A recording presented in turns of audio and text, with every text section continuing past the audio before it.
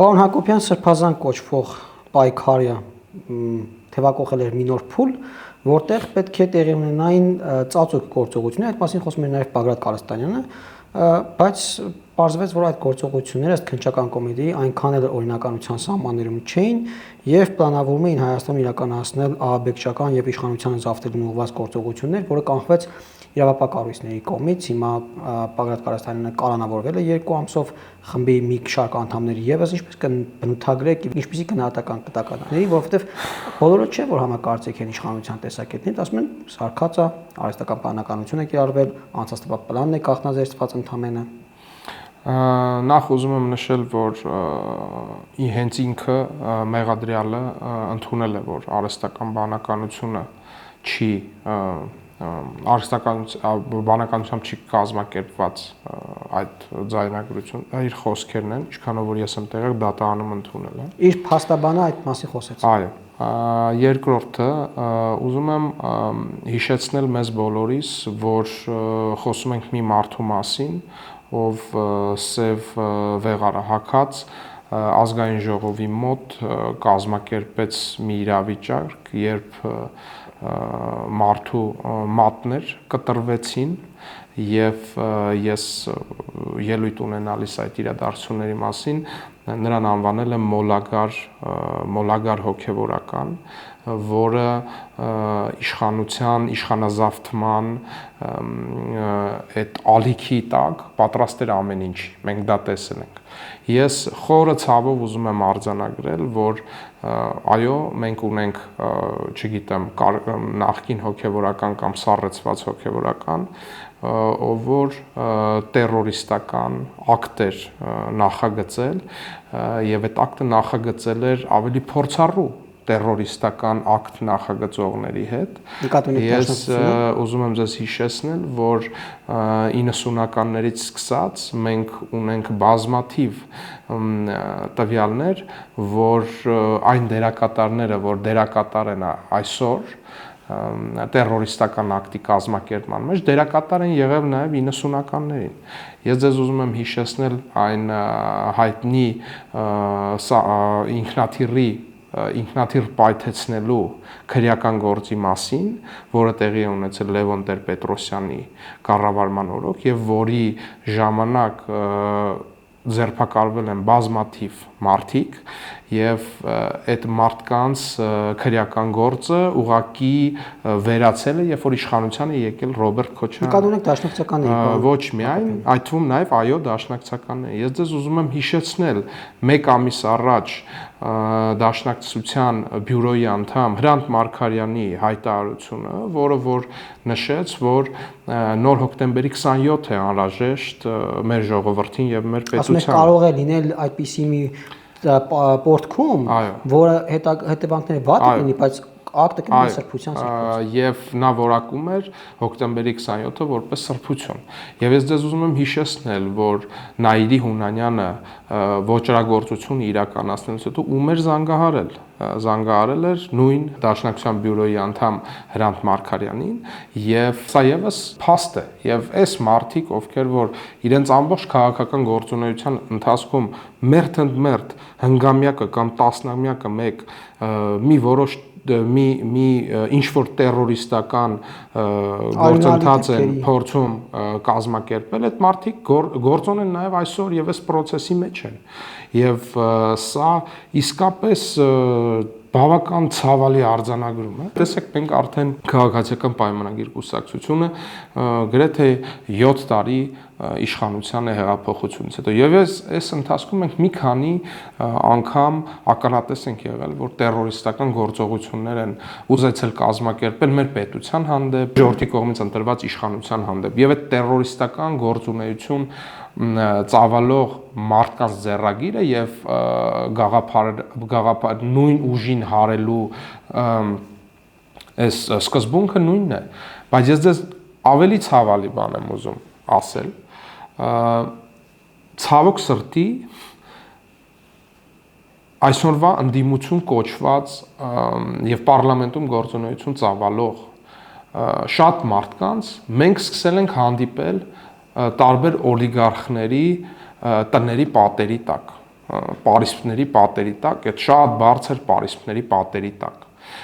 Ես բառից բուն իմաստով եւ ուղիղ իմաստով պատերի տակ, այսինքն այս մարդիկ իրենց ողջ քաղաքական գործունեության ընթացքում այդ պատերի տակ էլ եղել են, այդ պատերից էլ ֆինանսավորվել են, այդ պատերի տակից էլ սնվել են եւ այսօր եկել է գործողություն անելու ժամանակը, պարտքը վերադարձնելու ժամանակը եւ երբ որևէ մեկի հետ ինչ-որ բան է կատարվում, այն քաղաքական գործիչները, որ տասնամյակներով իշխանության են եղել եւ մենք ժողովուրդը չի իմացել, թե կոնկրետ որ օլիգարխի դարպասի տակից են նրանք գումար վերցրել, այսօր եկել է պարտքը վերադարձնելու ժամանակը եւ նրանք արդեն բաց գնում են այն դարպասների մոտ են ծավալում, որտեղից որ նաև ղեկավարվել եւ ղեկավարվում են։ Հիմա այս իրավիճակները զուգորդվում են չգիտեմ ոնց ուզում եք անվանել սրբազան պայքարի, մինչև դիմադրության շարժում եւ այլն։ Եվ ունենք այնինչ ունենք։ Պարոն Հակոբյան, շատերը հակադարձեն ցեզ, որովհետեւ այդ դերակատարները գործոն են հիմա, որովհետև դուք եք նրանց դերակատար դարձնում, դուք եք նրանց ցնում նաև քաղաքական գործոն դարձնելով։ Ինչու իրենք բանտում չեն, ինչու իրենք ճաղերի հետևում չեն։ Տեսեք, շատ կարևոր հարց եք տալիս եւ շատ տեղին հարց եք տալիս, բայց իրավիճակը հետեւյալն է։ Իշխանությունը 18 թվականից հետո գնացել է օրինականության ճանապարհով։ Սխալները եղել են բազմաթիվ, թերացումները եղել են բազմաթիվ, բայց մեր օրոք կալանավորվել է երկրորդ նախագահ Ռոբերտ Քոչարյանը։ Այո, հետո ազատ է արձակվել, գիտենք թե ինչ գործընթացներ են ընթանում։ Մեր օրոք երրորդ նախագահ Սերժ Սարգսյանը բազմաթիվ քրեական գործերով է անցնում, նաև կոռուպցիոն քրեական գործերով, այնտեղ հիմա կաշառակերության մասին քրեական գործ կա, իհարկե դատարանի վճիռ դեռևս չկա, եւ ես չեմ ուզում կոնկրետ որակումներ տալ, բայց մենք կտեսնենք, թե ուր կտանի այդ process-ը։ Բազմաթիվ քրյա օլիգարխիկ տարել զրկվում են իրենց թալանած գույքերից։ Բազմաթիվ նախկին պաշտոնյաներ զրկվում են իրենց իրականացրած թալանից։ Եվ այս ամբողջ սոուսի մեջ մենք ականատես ենք լինում նաև քաղաքական պայքարում ցավոք սրտի, կրկնում եմ, ցավոք սրտի եկեղեցու ներգրավվածությունը եւ եկեղեցին ես չեմ ուզում որպեսզի հոգևորականներին մենք նույնացնենք եկեղեցու հետ, բնավ, եւ ես հարցազրույցի ընթացքում ամենայն պատասխանատվությամբ ուզում եմ նշել, որ մենք ունենք բազմաթիվ սրբորեն իրենց գործը կատարող հոգևորականներ, նաև կուսակրոն հոգևորականներ, ում առջև ես խոնարհվում եմ որպես հայ առաքելական եկեղեցու հետևորդ, բայց ունենք նաև մոլագար սառեցված հոգևորական, նույնիսկ հոգևորականներ, ովքեր որ որոշել էին մի քանի հոգու գյուլել այդ կիսակրիմինալ բառապաշարով խոսակցություններ, մի քանի հոգու գյուլել 15 հոգու բանտարկել, գյուլված մարդկանց ընտանիքներին փոխհատուցել ուրախ ճամփել։ Եվ այդ քրեական ենթամշակույթին հարող բառապաշարով այդ ջահելներին գումար կտակ $150 եւ այլն։ Սա է այն իրականությունը, որը փորձել են հրամցնել նաև մեր հասարակությանը։ Եվ այդ հասարակությանը անվանում էին խորը։ Այո, հասարակությանը անվանում էին խորը անասուն, անվանում էին էշ, չգիտեմ, ես ապշած եմ։ Գիտեք, մի բան է, երբ որ քաղաքական գործիչը լինում է այլասերված, լինում է ամբարտավան, լինում է տմարդի, լինում է հոգեպես ոչ հավասարակշռված եւ կոռումպացված եւ արտահայտություններ է անում։ Մի բան է, երբ այդպիսի արտահայտություններ անում է հոգևորականը, հասկանում եք, հոգևորականը, ով որ եղել է թեմի առաջնորդ, ով որ իրեն ներկայացրել է լրիվ այլ դիմակի ներքո եւ այն ինչ որ այժմ տեղի է ունենում, մենք արդեն ճիշտն ասած սովորել ենք, որ 2 տարին մեկ պետք է ինչ-որ խումբ բացահայտվի, ով որ ուզում է սպանել իշխանություններին։ Եվ փառք Աստծո, որ ազգային անվտանգության ծառայությանը եւ այլ ուժային կառույցների հաջողվում է այդ խմբերին բացահայտել եւ կանխել այն սպանությունները, որ նրանք ուզում են իրականացնել։ Բայց ցավալին այն է, որ բոլորը միևնույն ձեռագիրն ունեն, բոլորը նույն կենտրոններից են ղեկավարվում եւ բոլորի պլանը մեկն է։ Այստեղ բան Իշխանազավթում։ Հիմա ինչ պետք է անել, որպեսզի մենք ստիպված չլինենք ամեն տարի կամ ցերնշատ 2 տարին մեկ այդպիսի սթրեսների ենթարկել հասարակությանը եւ մի օր էլ կարող է իրավաբաններ չկարողանան կանխել։ Ինչ պետք է անել, որպեսզի բնից խեղդեն։ Ես համաձայն եմ, որ կարող է մի օր այսպես չընթանան իրադարձությունները, ուզում եմ ձեզ հիշեցնել են հայտնի նռնակի պատմությունը քաղաքացիական պայմանագիր կուսակցության գրասենյակներից մեկի թե երկուսի դռան արչև որ տեղադրել եւ այո падգամավոր տան եւ ուղակի երջանիկ պատահականության շնորհիվ էր, որ այդ սպանությունը կամ սպանության փորձը տեղի չունեցավ։ Եվ այո, մենք հիմա ապրում ենք մի իրականության մեջ, որ իշխանության հանդեպ նախկին իշխանության ներկայացուցիչները այն իշխանության, որը որ ընտրված է ժողովրդի կողմից, պատրաստ են ամեն ինչի, բայց ընդհանուր մինչև քաղաքական սպանությունների, որովհետև դա նրանց ձեռագիրն է։ Բայց ես նաև այլ բանի մասին եմ ուզում խոսել։ Տեսեք, մենք Գյումրիում ունենք դեպք, երբ նախկին հանցագործ իշխանության ներկայացուցիչը վերարտադրվել է։ Եվ սա ամենավտանգավոր դեպքն է, որ կարող է մեր հասարակությանը սպառնալ, ամենավտանգավոր։ Եվ հիմա այս մարդիկ ինչ են անում։ Այս մարդիկ ամեն մեկը տեղերում եւ ընդհանուր կենտրոնացված օգտագործելով տարբեր տեսակի մոլագար հոգևորականների, տարբեր տեսակի անհավասարակշիռ քաղաքական գործիչների իրենց պլանն են իրագործում։ Օրինակ Սամվել Կարապետյանի շուրջ տեղի ունեցող իրադարձությունները ես վստահ եմ, որ իր կողքի մարդիկ, ովքեր որ չափից շատ ոգևորել են Սամվել Կարապետյանին, իրենք եւս այդ կենտրոնին են ծառայում։ Այսինքն մարդ, ով որ ոգևորվում է կողքի տպավորության եւ կողքի մարդկանց այսպես ձևակերպումներից եւ իրեն ստանձնում է, իր վրա վերցնում է փրկիչի դերակատարում, այդ մարդը չի կարող լինել որևէ բանի կրող եւ առաջնորդող, որովհետեւ նրա պատկերացումները սեփական անձի նաեւ հնարավորությունների հանդեպ օբյեկտիվ չեն։ Պարոն Հակոբյան, Սամվել Կարապետյանը որքանով է առնչվում բուն այս գործի։ Ես կարծում եմ, որ իրադարձությունների շղթան ցույց է տալիս, որ ես կոնկրետ չեմ կարող ասել ինչքանով է առնչվում, բայց իրադարձությունների շղթան ցույց է տալիս, որ թե մեր բարձրաստիճան հոգևորականների սկսած շարժումը եւ հակաիշխանական եւ հակապետական գործունեությունը, թե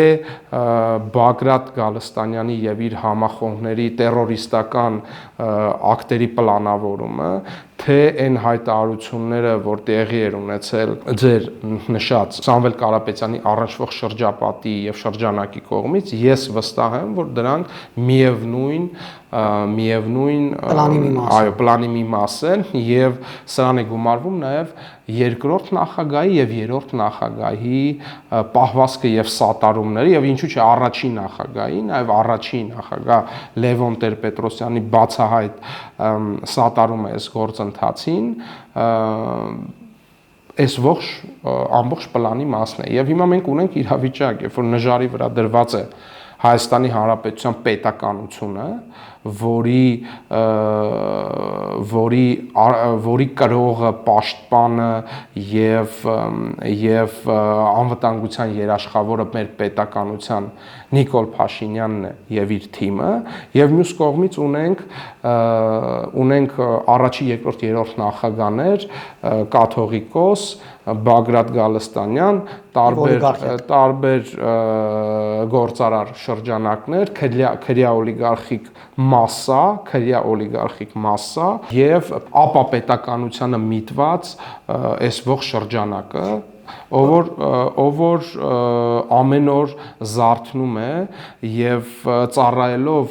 ինչ որ անհասկանալի ուժային կենտրոնի, չնայած լավ էլ հասկանալի ուժային կենտրոնի, անում է ամեն ինչ, որպեսզի մեր պետականությունը այլևս գոյություն չունենա։ Պարոն Հակոբյան, դուք նշեցիք նաեւ կաթողիկոսին այդ շարքում,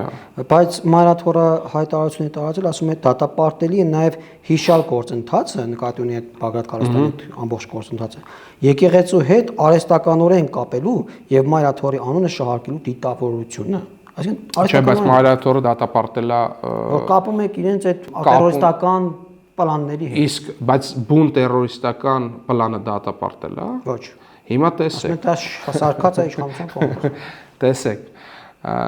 Ես ձեզ ուզում եմ ասել, որ այն մարդիկ, ովքեր որ երբեմնի Բագրատ Սրբազանին համոզեցին, ասեցին, որ դու կարող ես քաղաքական գործունեություն ծավալել այդ ձևով եւ լինելով Կանադայի քաղաքացի դու կարող ես դառնալ Հայաստանի Հանրապետության վարչապետ, կան այդպիսի մարդիկ, ովքեր որ Բագրատ երբեմնի Սրբազանին համոզել են, որ նա կարող է։ Հետո հիշում եք, ինքը ասում էր տարբեր ուժային կենտրոններից ինձ ինչ-որ բաներ են ասել։ Եվ այդ ուժային կենտրոնների ներկայացուցիչները, ովքեր որ փուրը տվեցին Բագրատ երբեմնի Սրբազանին, ես ձեզ վստահաբար ասում եմ, որ բարձրաստիճան հոգևորականները, ովքեր որ նաև նպաստել են, որ Բագրատ Սրբազանը մտնի այս պիղծ եւ ապա քաղաքական եւ ապազգային եւ ապա պետական process-ի մեջ, իրենք առաջինն են փուրը տալու Բագրատ երբեմնի arczepiskopos Սրբազանին եւ արդեն հենց իրենք են Բագրատ Սրբազանին դիմելու Բագրատ Գալստանյան անուն ազգանունով։ Դրա համար չգնացին Տատանի արխիվաճակի։ Ոչ միայն չգա, ես վստահաբար ասում եմ, նրանք առաջինն են փուրը տալու, եթե արդեն չեն տվել, որովհետեւ Բագրատ Գալստանյանը ընդամենը puzzle-ի մի մաս էր այս ողջ գործընթացի մեջ, գործընթաց, որը արդեն 7-8 տարի է գնում է 18 թվի հեղափոխության հենց հաջորդ օրվանից պլանավորված այդ դիմադրության շարժումները շարունակվում են, եւ թե դուք ուշադրություն դարձնեք, հենց այսօր հրապարակում են մարդիկ են, մեծամասամբ դերակատար, որոնք 18 թվականի մայիսի Նիկոլ Փաշինյանը երբ որ ընտրվեց վարչապետ, ասենք մայիսի 8-ին, մայիսի 10-ից 11-ից եղել են փողոցներում։ Եվ այդ մարդիկ մայիսի 10-ին եւ 11-ին, երբ քաղաքացիական պայմանագիր կուսակցության առաջնորդը վարչապետ էր ընտրվել արդեն 2 օր, նա դեռևս չէր հասցրել ոչ մի գործողություն իրականացնել, բայց այն մարդիկ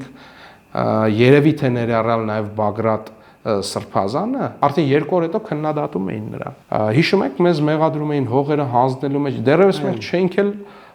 եկել է հողերը տալու։ Այո, չէինք էլ պատկերացնում ինչի մասին է խոսքը, եւ մենք էլ նաեւ ազնվորեն հավատալով նրան ինչին որ հավատացել ենք, գործողություններ էինք անում, փորձելով ապացուցել հակառակը։ Եվ եկաք թակարդ։ Եվ այո, մենք սրա մասին պետք է խոսենք եւ այո, նրանց հաջողվեց մեզ գցել թակարդը ամենավատ ձևով։ Եվ այդ նույն մարդիկ են հիմա, ովքեր որ 7-8 տարի առաջ հենց հեղափոխության հաջորդ օրվանից պայքարում էին մեր դեմ։ Այսինքն մի ամբողջ ժողովուրդ իշխանությանը բերել վարչապետ ընտրել Նիկոլ Փաշինյանին եւ իշխանությանը բերում իր թիմին, կա մի որոշակի խումբ մարդկանց, ովքեր որ հենց այդ պահին արդեն պայքարում են Նիկոլ Փաշինյանի դեմ։ Դրանք հիմնական նախկին իշխանության ներկայացուցիչներն են, նրանց հետ սերտորեն կապված մարդիկ եւ այլն։ Եվ որևէ մեկին թող չթվա, որ իրենց ամբարտավան պահվածքը չի արժանանալու չի արժանի հակահարվածի։ Եվ ես ավելին ասեմ, մեր քաղաքական իրավիճակը եւ պետականության պահպանման ուղղված քայլերը մեզ ստիպում են ավելի կտրուկ լինել եւ ես խորհուրդ եմ տալիս, որպիսի որևէ մեկը չփորձի հակաօրինական գործողություն իրականացնել։ Այսօր Հայաստանի Հանրապետության իշխանությունը ունի բավականաչափ կամք, բավականաչափ ուժ եւ բավականաչափ ռեսուրս, որպիսի ցանկացած հակաօրինական պահվածք սանձահարի եւ պատիժները լինելու են ամենադաժան ձևով։ Ես խնդրում եմ նաեւ մեր քաղաքացիներին, որպիսի չտրվեն այն սադրանքներին եւ ըմբռնումով մոտենան այն իրավիճակին, որ հերթական անգամ իրենք խաբվում են։ Ես խնդրում եմ մեր քաղաքացիներին, որպիսի իրենք հստակ արձանագրեն, որ փակ դռների ետևում այն գործիչները, ովքեր որ նրանցից քվեն, աղերսում եւ սատարում են աղերսում, ծնկաչոք առանց որևէ սրբություն հաշվի առնելով նրանց անվանում են էշ, նրանց անվանում են, մեր հասարակության նրանք անվանում են ամենավերջի որակումներով եւ սա այն հայտնի ժեխ բարի շարունակությունը եւ այդ մարդիկ նույն քաղաքական գիտակցության կրողն են։ Հիշում եք 21 թվականի ընտրությունների ժամանակ, երբ ընդդիմադիրները Հայաստանի Հանրապետության քաղաքացիներին անվանում էին ժեխ, գնում նրանցից քվե էին ուզում, անվանում էին ժեխ։ Հիմա էշ եւ մյուս որակումը, որը որ մենք հնչեցրեցինք, որ հասարակությունը վերջը ես արդեն վատել եմ զգում այդ ամեն ինչը կրկնելուց, բայց մեր ժողովուրդը թող իմանա, որ այն մարդը, ով որ հրապարակում սպիտակ վեղարը հագած խոսում էր ամենաբարձր բաներից, փակ դռների ետևում իր այդ մարդկանց, ովքեր որ այդտեղ կանգնած էին, ամենավատ որակումներն է տալիս։ Եվ սա արձանագրում է, որ մենք պետք է անենք։ Շնորհակալ եմ, պարոն Հակոբյան։ Ես եմ շնորհակալ։ Չմոռանաք հավանել տեսանյութը եւ բաժանորդագրվել Civic AM-ի YouTube-յան էջին։